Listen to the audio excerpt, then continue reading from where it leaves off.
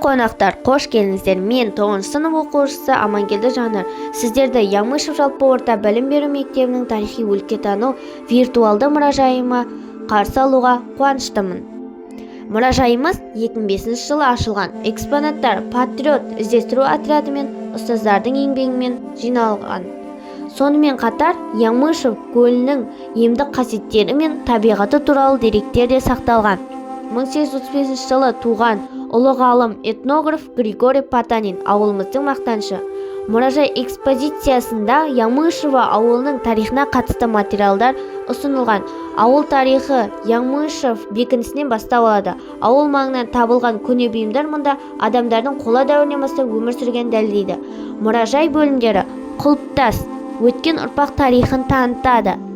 Өткен ғасыр жаңғырығы, 20 ғасыр тұрмысы мен қару-жарақтары. Нумизматика, түрлі жылдардағы монеталар мен ақшалар. Еңбек ардагерлері, ауыл дамуына үлес қосқан жандар.